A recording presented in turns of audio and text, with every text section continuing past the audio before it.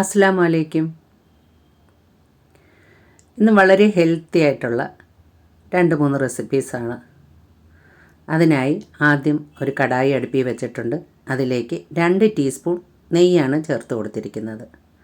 അതിലേക്ക് 1 മുറി തേങ്ങ ചിരകിയതാണ് ഞാൻ ഇട്ട് കൊടുക്കുന്നത്. അതിനുശേഷം ഈ തേങ്ങയിലേക്കും നെയ്യിലേക്കും ശർക്കരപ്പൊടിയാണ് ചേർത്ത് കൊടുക്കുന്നത്. അപ്പോൾ അത് മധുരത്തിന് ആവശ്യമായിട്ടുള്ളതാണ് ചേർത്ത് കൊടുത്തിരിക്കുന്നത്. അതിനുശേഷം ഇത് നമുക്കൊന്ന് ചെറു തീയിലിട്ട് ഒന്ന് ഇളക്കിയെടുക്കാം. ഈ ശർക്കരയെല്ലാം ഒന്ന് അലിഞ്ഞ് ഈ തേങ്ങയിൽ പിടിക്കത്തക്ക രീതിയിലാകുമ്പോൾ നമുക്ക് ഫ്ലെയിം ഓഫ് ചെയ്യാം. ആ രീതിയിൽ ഇതൊന്ന് വഴറ്റി യോജിപ്പിച്ചെടുക്കാം. അപ്പോൾ ഈ തേങ്ങ ഒന്ന് ചൂടാവുന്നതിൻ്റെ ടേസ്റ്റും ശർക്കര ഉരുകി ചേരുന്നതിൻ്റെ ടേസ്റ്റും ഒക്കെ നല്ല ഒരു ടേസ്റ്റാണ് നമുക്ക് ഈ നെയ്ക്കകത്ത് ഈ തേങ്ങയും ശർക്കരയും വഴറ്റിയെടുക്കുമ്പോൾ കിട്ടുന്നത്.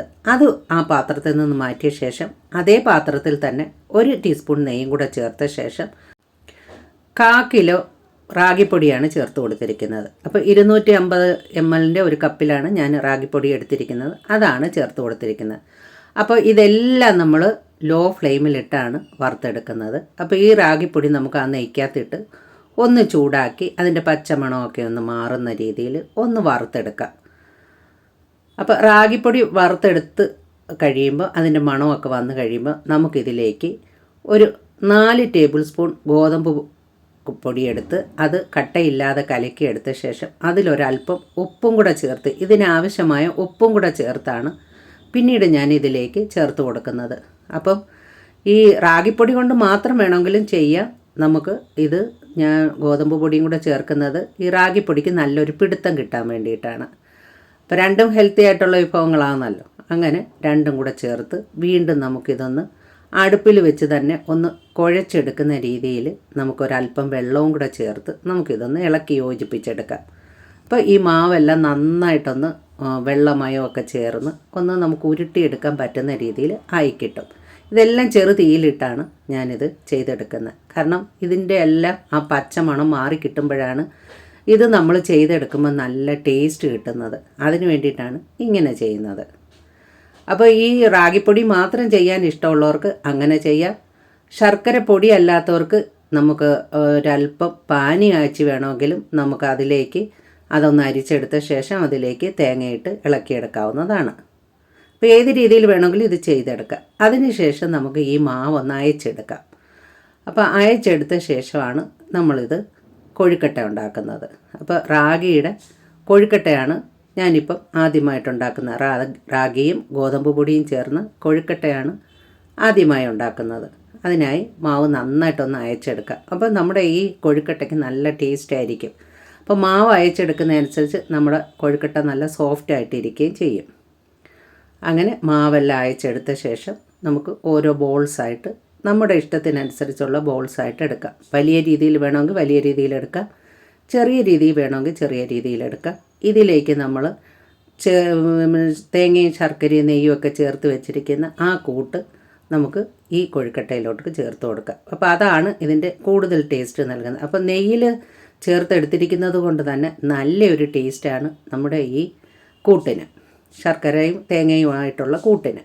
അപ്പോൾ ഇതാണ് എൻ്റെ ആദ്യത്തെ റെസിപ്പി. അപ്പോൾ റാഗി ഗോതമ്പ് പൊടി കൊഴുക്കട്ടയാണ് ഇപ്പോൾ ആദ്യമായിട്ട് ഞാൻ ചെയ്തത്. അത് ഈ രീതിയിലൊന്ന് ചെയ്തെടുക്കുകയാണെങ്കിൽ നമുക്കൊരു 2-3 ദിവസം ഇത് വെളിയിലിരുന്നാലും നമുക്കൊന്ന് ചൂടാക്കി എടുത്താൽ മതി. ഇതിന് വലിയ കുഴപ്പം തട്ടത്തില്ല. അങ്ങനെയാണ് ഞാൻ ഈ കൊഴുക്കട്ട ചെയ്തെടുക്കുന്നത്. അപ്പോൾ ഇത് ഷുഗർ ഉള്ളവർക്കൊക്കെ കഴിക്കാൻ നല്ലതാണ്. പിന്നെ കുഞ്ഞുങ്ങൾക്കൊക്കെ വളരെയധികം ഇഷ്ടപ്പെടും. അപ്പോൾ അവർക്കും ഈ 4 മണി പലഹാരമായിട്ടൊക്കെ നല്ല ഹെൽത്തി ആയിട്ടുള്ള കൊഴുക്കട്ട തയ്യാറാക്കി കൊടുക്കാവുന്നതാണ്. അങ്ങനെ ഞാൻ അത്രയും മാവിൽ നിന്നും ഒരു 9 കൊഴുക്കട്ട റെഡിയാക്കി എടുത്തിട്ടുണ്ട്. ഇനി ബാക്കി വന്ന തേങ്ങയും അതിൻ്റെ കൂട്ടും കൂടെ ഞാനൊരു അല്പം അരിപ്പൊടിയിലാണ് കൊഴുക്കട്ട ഉണ്ടാക്കുന്നത്. അത് നമ്മൾ സാധാ ചെയ്യുന്ന പോലെ എല്ലാവർക്കും അറിയാവുന്നതായിരിക്കും. അത് നമ്മൾ തിളച്ച വെള്ളം ഒഴിച്ച് മാവെല്ലാം കിണ്ടിയെടുത്ത ശേഷം അത് നന്നായിട്ട് അയച്ചെടുത്ത ശേഷം ആവശ്യത്തിന് ഉപ്പുമൊക്കെ ചേർത്ത് അയച്ചെടുത്ത ശേഷം പിന്നെ നമുക്ക് കൊഴുക്കട്ട രൂപത്തിൽ ഉരുട്ടിയെടുത്ത് അതിലേക്ക് നമുക്ക് ഈ തേങ്ങയുടെ കൂട്ടൊക്കെ വെച്ച് അതും കൂടി നമുക്ക് ഉരുട്ടിയെടുക്കാം. അങ്ങനെയാണ് ഞാൻ ഈ അരിപ്പൊടിയിൽ, ഇത് വറുത്ത അരിപ്പൊടിയാണ്, വറുത്ത അരിപ്പൊടിയിൽ നമ്മൾ കൊഴുക്കട്ട ഉണ്ടാക്കുന്നത്. അത് ഒരുവിധം എല്ലാവർക്കും അറിയാവുന്നതായിരിക്കും. പിന്നെ അറിയാൻ വയ്യാത്തവർക്ക് വേണ്ടിയിട്ടാണ് ഇത് ചെയ്ത് കാണിക്കുന്നത്. തിളച്ച വെള്ളത്തിൽ തന്നെ നമ്മൾ മാവ് കുഴച്ചെടുക്കുകയും വേണം. അങ്ങനെ അതും ഞാൻ ഇവിടെ തയ്യാറാക്കി എടുത്തിട്ടുണ്ട്. അങ്ങനെ അതിൽ നിന്നും കുറേ കൊഴുക്കട്ട കിട്ടിയിട്ടുണ്ട്. പിന്നെ ഇതെല്ലാം നമുക്കൊരു സ്റ്റീമറിൽ വെച്ച് പുഴുങ്ങിയെടുക്കാം. ഒരു 10 മിനിറ്റ് സ്റ്റീമറിൽ വെച്ചാൽ മതി, നന്നായിട്ട് വെന്ത് കിട്ടുന്നതാണ്. അപ്പോൾ ഇതിനകത്തെല്ലാം നമ്മൾ ചൂടുവെള്ളമൊക്കെ ചേർത്തിരിക്കുന്നത് കൊണ്ട് തന്നെ വലിയ വേഗമില്ല. അതുകൊണ്ട് ഒരു 10 മിനിറ്റ് അടുപ്പിൽ വെച്ചാൽ മതിയാകും. നല്ല അടിപൊളിയായിട്ട് ടേസ്റ്റോട് കൂടിയ കൊഴുക്കട്ട ഇവിടെ 2 രീതിയിലുള്ള കൊഴുക്കട്ട തയ്യാറായിട്ടുണ്ട്. അപ്പോൾ ഇത് കുഞ്ഞുങ്ങൾക്കായാലും വലിയവർക്കായാലും രോഗമുള്ളവർക്കായാലും കഴിക്കാൻ നല്ലതാണ്. ഈ കൊഴുക്കട്ടകൾ 2-3 ദിവസം വെളിയിൽ വെച്ചാലും വലിയ കുഴപ്പം വരത്തില്ല. വെച്ച് അത് അടിപൊളിയായിട്ട് ഞാൻ എടുത്തത് കൊണ്ടാണ് ഇത്ര ഉറപ്പോടുകൂടി തന്നെ പറയുന്നത്. യാതൊരു ടേസ്റ്റ് വ്യത്യാസവും വരത്തില്ല. വേണമെങ്കിൽ ഒന്നുകൂടെ ഒന്ന് ആവി കയറ്റിയെടുത്താൽ മാത്രം മതി. അപ്പോൾ നമ്മുടെ അടിപൊളി കൊഴുക്കട്ട ഇവിടെ തയ്യാറായിട്ടുണ്ട്. ഇനി നമ്മൾ ഉണ്ടാക്കാൻ പോകുന്നത് റാഗിപ്പൊടി കൊണ്ട് തന്നെയാണ് നമ്മൾ അടുത്ത വിഭവം ഉണ്ടാക്കുന്നത്. അതിനായി ഒരു നേന്ത്രപ്പഴം ഒരു ഏത്തപ്പഴം എടുത്തിട്ടുണ്ട്. കുറച്ച് അണ്ടിപ്പരിപ്പും ബദാം പരിപ്പും എടുത്തിട്ടുണ്ട്. പിസ്ത എടുത്തിട്ടുണ്ട്. പിന്നെ എടുത്തിരിക്കുന്നത് നമ്മുടെ കപ്പലണ്ടിയാണ്, അതായത് നിലക്കടല. അപ്പം അതെല്ലാം കൂടെ നമ്മളൊരു മിക്സിയുടെ ജാറിലോട്ട് ഇട്ടിട്ട് അതിലേക്ക് ഒരു 2 ഏലക്കായും കൂടെ ഇട്ട് നമുക്കതൊന്ന് ക്രഷ് ചെയ്തെടുക്കാം. ഏത്തപ്പഴം നമുക്കൊന്ന് കുനുകുനാന്ന് അരിഞ്ഞെടുക്കുകയും ചെയ്യാം. അതിനുശേഷം ഒരു പാനിലോട്ട് ഒരു 2 ടേബിൾ സ്പൂൺ അളവിൽ നെയ്യാണ് ചേർത്ത് കൊടുത്തിരിക്കുന്നത്. അതിലേക്ക് നമുക്ക് ഈ കുരുകുരാന്ന് അരിഞ്ഞെടുത്തിരിക്കുന്ന ഏത്തപ്പഴം നമുക്ക് അതിലേക്ക് ഇട്ട് കൊടുത്ത് നന്നായിട്ടൊന്ന് ഉടഞ്ഞു വരുന്ന രീതിയിൽ ഒന്ന് വഴറ്റിയെടുക്കാം.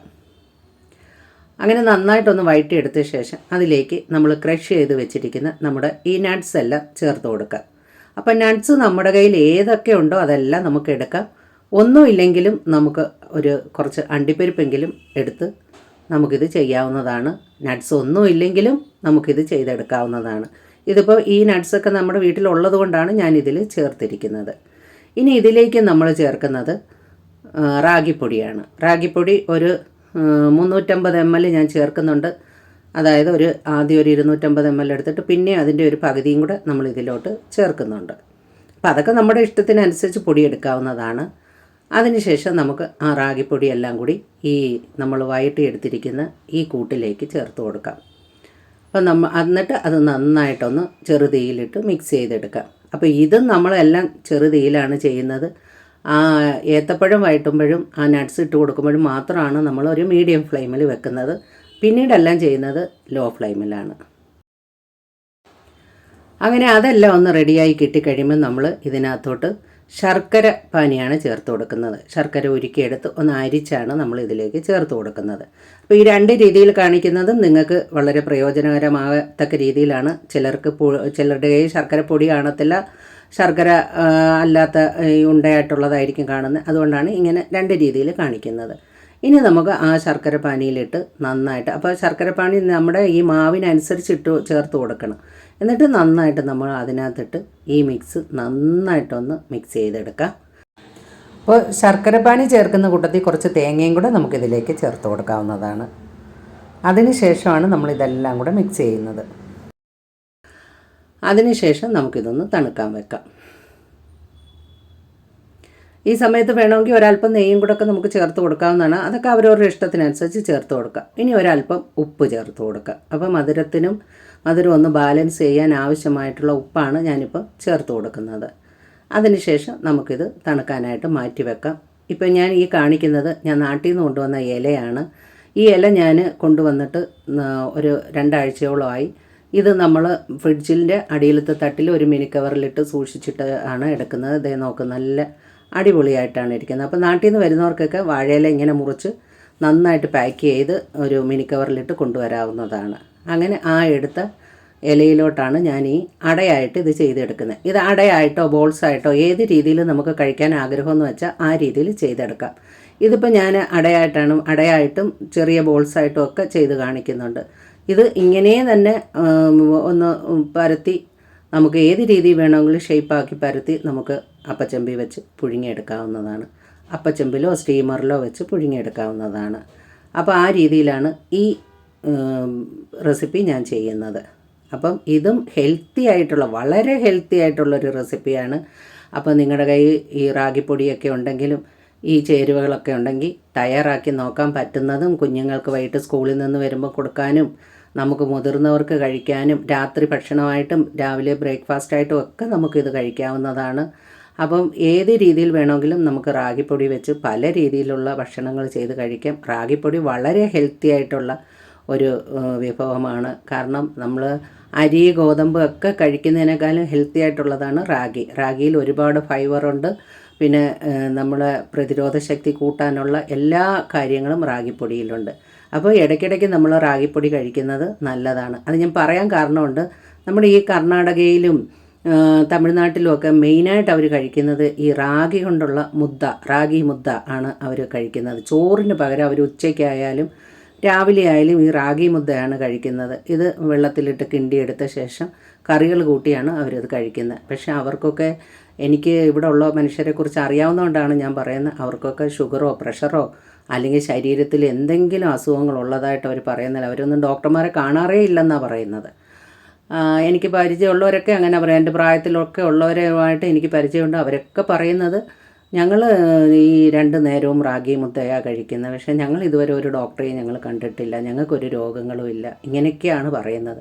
അപ്പോൾ അത് കേൾക്കുമ്പോൾ നമുക്ക് അതിശയമാണ്. പിന്നെ ഇതിന് വേറൊരു ദോഷം ഉണ്ടെന്ന് വെച്ചാൽ, നമ്മുടെ ഈ അലർജി, തുമ്മലൊക്കെ ഉള്ളവർക്ക് ഇത് ഇത്തിരി ബുദ്ധിമുട്ടാവും. കാരണം അതെനിക്ക് അനുഭവം ഉള്ളതുകൊണ്ടാണ് പറയുന്നത്. നമ്മളിത് കഴിച്ചിട്ട് കിടന്നാൽ രാവിലെ എണീക്കുമ്പോൾ ശരിക്കും തുമ്മലുണ്ടാവും.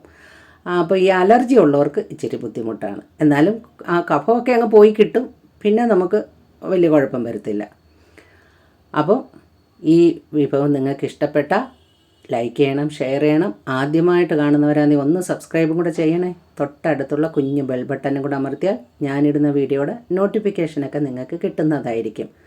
അപ്പോൾ വളരെ ഹെൽത്തി ആയിട്ടുള്ളതും വളരെ രുചികരമായിട്ടുമാണ് ഞാൻ ഈ വിഭവങ്ങൾ ചെയ്തിരിക്കുന്നത്. ഇത് കഴിച്ചാൽ മാത്രമേ അതിൻ്റെ ടേസ്റ്റ് മനസ്സിലാകത്തുള്ളൂ. അപ്പം ഈ രീതിയിൽ ഉണ്ടാക്കിയിട്ട് ഫീഡ്ബാക്ക് തരാൻ മറക്കരുത്. അങ്ങനെ വളരെ സ്വാദിഷ്ടവും വളരെ ഹെൽത്തിയുമായിട്ടുള്ള നമ്മുടെ റാഗി കൊണ്ടുള്ള വിഭവങ്ങളാണ് ഇവിടെ ആയിരിക്കുന്നത്. അപ്പം ഇതുപോലുള്ള വീഡിയോകൾ കാണാൻ എൻ്റെ ഈ ചാനലൊന്ന് സബ്സ്ക്രൈബ് ചെയ്ത് സപ്പോർട്ട് ചെയ്യണേ. അപ്പോൾ ഇനിയൊരു വീഡിയോ ആയിട്ട് കാണുന്നവരെ ബൈ. അപ്പോൾ ഈ വീഡിയോ ഞാൻ പോസ്റ്റ് ചെയ്യുന്നത് ദീപാവലി ദിവസമാണ്. അതുകൊണ്ട് തന്നെ എല്ലാവർക്കും എൻ്റെ ദീപാവലി ആശംസകൾ. ഹാപ്പി ദീപാവലി.